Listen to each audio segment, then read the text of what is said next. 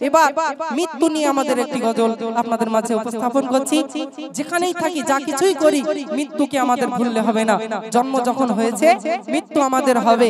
এই মনে হয় যে এত টাকা ইনকাম করি, সুন্দর বিল্ডিং বালাখানা, এত কিছু, সবকিছু মনে হয় আমার সাথে কবরে যাবে, কিন্তু না, দিন শেষে দেখবেন ইন্তেকালের সময় সবকিছু ফেলে রেখে আপনাকে সাদা কাফনের কাপড় পরে কবরে যেতে হবে। সেই বিষয় আমি আপনাদের মাঝে উপস্থাপন করছি, আপনারা দৃষ্টিভাবে মনোযোগ সহকারে শ্রবণ করুন। হঠাৎ যদি যাই মরিয়া,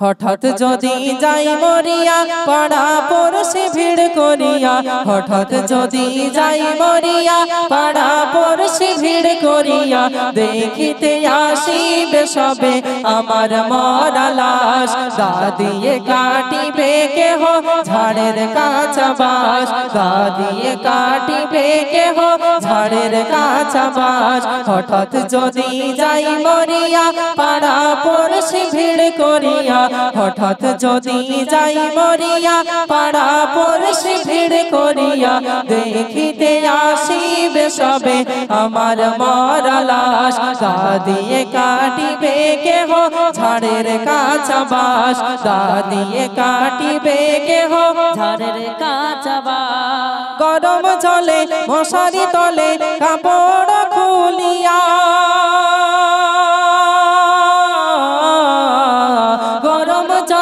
মশারি তলে কাপড় খুলিয়া, শেষ বিদায়ের গোসল দেবে ডলিয়া ডলিয়া, গরম জলে মশারি তলে কাপড় খুলিয়া, শেষ বিদায়ের গোসল দেবে ডলিয়া ডলিয়া।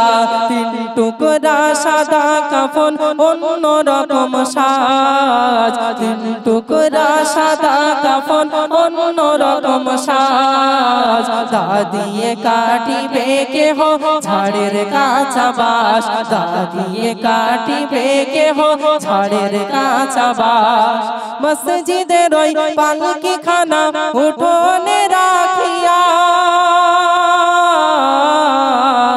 মসজিদের ওই পালকি খানা উঠোনে রাখিয়া, নাকে কানে দিয়ে তুলা রাখিবে ঢাকিয়া, মসজিদের ওই পালকি খানা উঠোনে রাখিয়া, নাকে কানে দিয়ে তুলা রাখিবে ঢাকিয়া।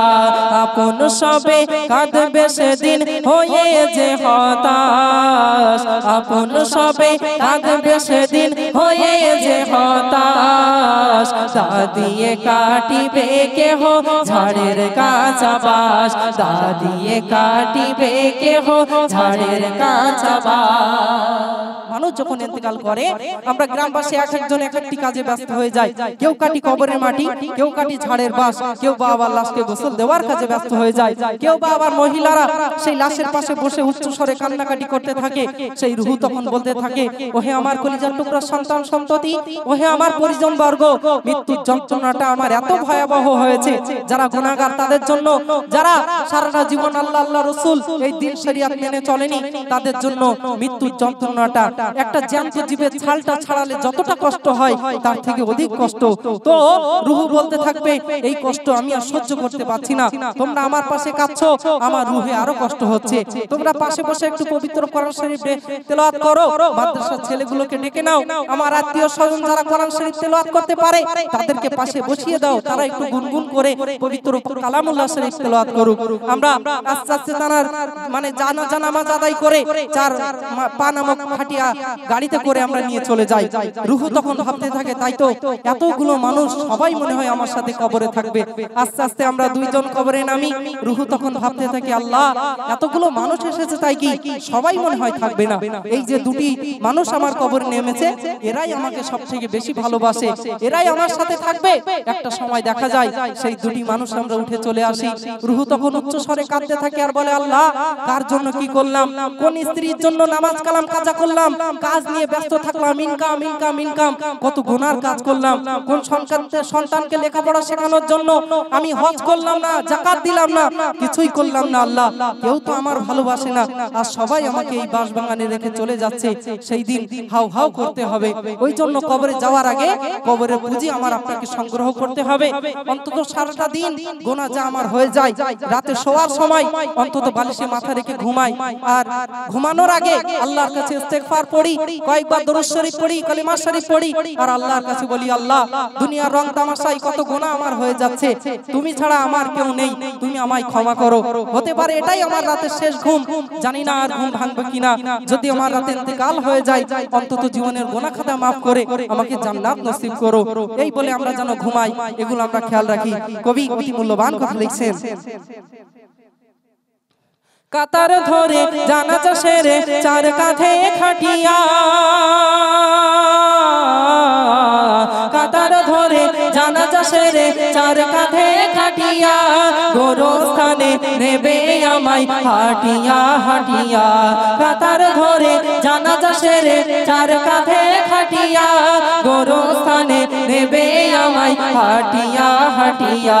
3.5 হাত লম্বা কবর কতই বার পাশ, 3.5 হাত লম্বা কবর কতই বার পাশ। দা দিয়ে কাটিবে কেহ ঝাড়ের কাঁচা বাঁশ, দা দিয়ে কাটিবে কেহ ঝাড়ের কাঁচা বাঁশ। হঠাৎ যদি যাই মরিয়া পাড়া পড়শি ভিড় করিয়া, হঠাৎ যদি যাই মরিয়া পাড়া পড়শি ভিড় করিয়া, দেখিতে আসিবে সবে আমার মরা লাশ। দা দিয়ে কাটিবে কেহ ঝাড়ের কাঁচা বাঁশ, দা দিয়ে কাটিবে কেহ